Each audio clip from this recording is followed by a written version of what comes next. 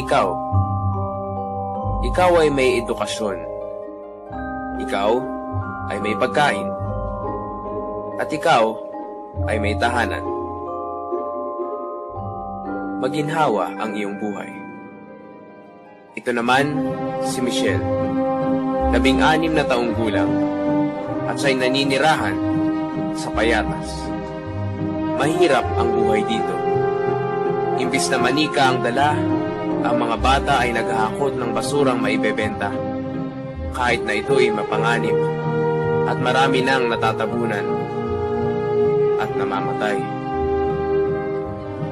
Noong undoy, nasira ang bahay niyang munti at nawala ng trabaho ang ina. Wala na silang bahay. Wala na silang pangkakain. Hindi na sila makapag-aral ng kanyang mga kapatid. Karapatan ang edukasyon. Ngunit sa mundo natin ngayon, 121 milyon ang di pumapasok sa isang dahilan, kahirapan. Lalamanan na lang ang tiyan kaysa lamanan ang kaisipan. Kakayod muna para makaraos bago kumayad para sa kinabukasang maayos. Karapatan sa kanila'y pinagkait ng kahirapan at buhay na mapait. 1 bilyong musmos na nakararanas ng bangungot ng kahirapan. Paano na kaya ang ating kinabukasan?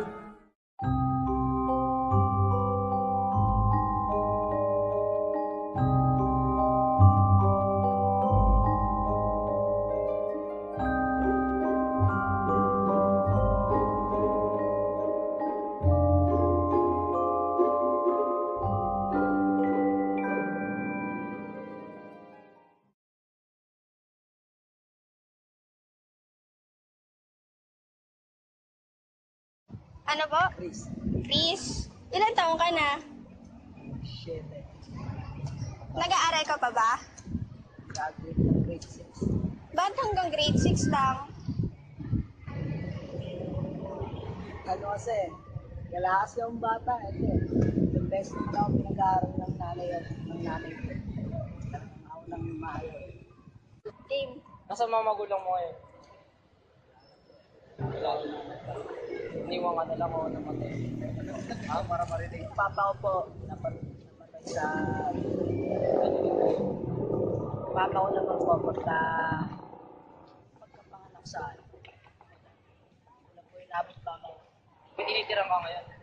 Wala po, sa kahit saan. Minsan, nandiyan ako sa inyo. Minsan, sa IT. Kasya ba yung pinalilimos mo sa pagkain araw-araw? Eh di hindi ka lagi nakakakain ng 3 beses sa isang araw. 2 beses sa buong araw. Ganun lagi. 2 beses. Mahirap ba Sa manlimos? buong maghapon. Gawa ka na bang parang bad na things para kumita? Ako po, at yun lang. Beses na rin po ako nakagawa ng kasalanan. Tulad ng Hold up. nang hold up ka na, Snatch. nakonsensya ka ba? Nakakonsensya rin naman po sa ginagawa. Kaso kailangan nan talaga para makakain, no? Kailangan din. Pero nakita ko sila na parang nabuhayan ako ng loob. Nakita ko yung mga papa nila kahit na nasa lansangan sila. Magawa pa rin sila ng mga kailangan. Kuya, ano po pangalan niyo?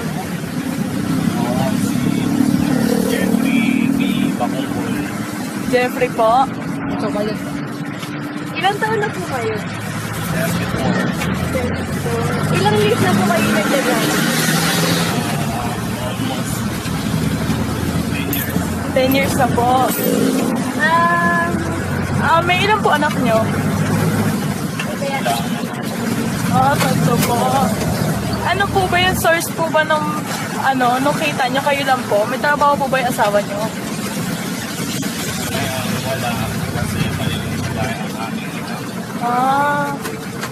Wala po po nag-aaral sa kanila?